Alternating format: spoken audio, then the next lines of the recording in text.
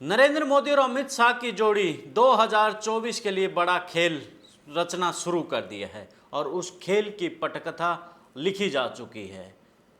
विदेश की धरती से आते ही देश की जमीन पर पांव रखते ही ऐसा खेल नरेंद्र मोदी और अमित शाह की जोड़ी उसके साथ में देश की एजेंसियां रचने वाली है, जिसके बाद हरियाणा छोड़ पूरे देश की राजनीति में भूचाल आ जाएगा। 3 नेताओं की बड़ी गिरफ्तारी होने वाली।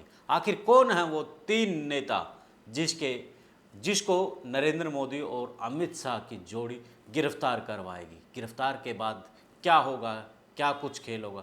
फिलहाल चर्चा करते हैं कि वो 3 नेता कौन हैं जिनकी गिरफ्तारी अब होने वाली है।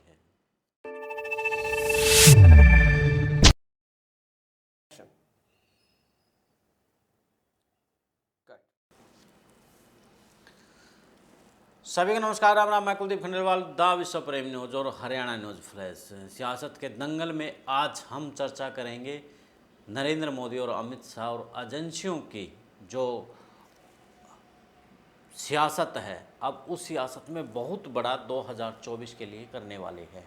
तो ऐसे में बिहार के पटना में विपक्ष की एक बड़ी मीटिंग है जो कि 23 जून को होनी है और ऐसे में प्रधानमंत्री 25 तारीख को अपने देश की ज़मीन पर पहुंचते हैं और उसके बाद एजेंसियों के साथ में 3 नेताओं की गिरफ्तारी जानकार बता रही हैं। सूत्रों के अनुसार उन 3 पर कड़ी नज़र है और पहले भी उनको ईडी और सीबीआई द्वारा पूछताछ के लिए बुलाया गया था और अब उनकी गिरफ्तारी तय बताई जा रही है। तो ऐसे में कौन है वो 3 बड़े चेहरे जिसके बाद पूरे देश की सियासत में भूचाल आने वाला है?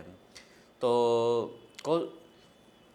इस जो गिरफ्तारी के पीछे जो बड़ा कारण बताया जा रहा है, जो 23 की मैंने बताई है कि एक विपक्ष की एक बड़ी मीटिंग है एकजुटता के लिए। उसी एकजुटता तोड़ने के लिए प्रधानमंत्री नरेंद्र मोदी और गृह मंत्री अमित शाह के साथ एजेंसी ऐसा सर्जिकल स्ट्राइक करेंगे कि जो उनकी विपक्षी एकता आपस में बनने वाली है वो ताकि टूट जाए। तो उसी सर्जिकल स्ट्राइक में जो ईडी और सीबीआई के सामने 3 बड़े नेता दे दिए गए हैं और उनका अब सर्जिकल स्ट्राइक होने वाला है। तो कौन है वो 3 बड़े नेता, बताते हैं। पहला है अरविंद केजरीवाल, जो कि आम आदमी पार्टी का सुप्रीमो भी है और दिल्ली का मुख्यमंत्री है। तो दूसरे नंबर पर है अभिषेक बनर्जी, जो कि ममता बनर्जी के भतीजे हैं।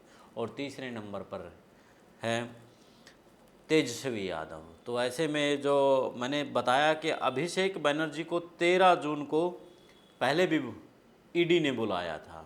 तो उसके बाद तेजस्वी यादव की बात करें तो सीबीआई ने 25 मार्च को उनसे भी पूछताछ की थी और 16 अप्रैल को पूछताछ तेजस्वी यादव से हुई थी। तो ऐसे में अब दोबारा फिर इनसे पूछताछ की बजाय अब इनकी गिरफ्तारी जानकार बता रहे हैं। तो इनसे क्या कुछ नफ़ा नुकसान होने का डर है कि तीनों की गिरफ्तारी अब करवा रहे हैं। जिस प्रकार से ममता बनर्जी अमित शाह और नरेंद्र मोदी को हमेशा ऐसा वार करती है जिसका जवाब नहीं होता। तो ऐसे में ममता बनर्जी की ऐसी नब्ज को टटोल लिया है उसके भतीजे को और उस पर गिरफ्तारी की अब तलवार लटकने वाली है। तो ऐसे में आम आदमी पार्टी के जो अरविंद केजरीवाल है वो भी नरेंद्र मोदी को घेरे हुए है और चौथी पास का राजा, अनपढ़ राजा बता रहा है। तो अब पिछले दिनों उनसे पूछताछ होने के बाद भी वो नरेंद्र मोदी पर आक्रामक है। जब पंजाब जाओ या फिर राजस्थान कहीं पर भी जाओ तो वो नरेंद्र मोदी को घेरते हुए नज़र आते हैं। तो ऐसे में तेजस्वी यादव को इसलिए तोड़ा जा रहा है क्योंकि वो नीतीश कुमार का खासम खास है और नीतीश कुमार को कमज़ोर करने के लिए ये बड़ी खेल साका है ताकि नीतीश कुमार को तोड़ा जा सके। ऐसे में देखा जाए तो क्या इसका बैकफायर भी हो सकता है जिस प्रकार से बड़े नेताओं की। दूसरी तरफ हम एक चीज़ और देखें कि विपक्ष अब तक कोई बड़ा ऐसा आंदोलन नहीं कर पाया है कि जिसके बलबूते पर जनता उसके साथ खड़ी हो। हाल फिलहाल देखे जाए तो राहुल गांधी ने ही एक ऐसा आंदोलन किया है और कहीं ना कहीं उसकी छवि में पहले से काफ़ी इम्प्रूवमेंट भी हुआ है। तो इनकी गिरफ्तारी के बाद देश के अंदर बड़ा आंदोलन होने की संभावना भी रहेगी, क्योंकि जो इनके कार्यकर्ता है और जो इनके साथ चलने वाले हैं तो कहीं ना कहीं वो आंदोलन तो खड़ा करेंगे, तो भाजपा के लिए मुश्किल भी पैदा कर सकते हैं। तो ऐसे में आपको क्या लगता है कि जिस प्रकार से अब भाजपा ने अपनी एजेंसियों के माध्यम से नेताओं को गिरफ्तार करने का जो खेल रच दिया है, उस खेल में भाजपा उलझेगी या फिर उसे फ़ायदा होगा?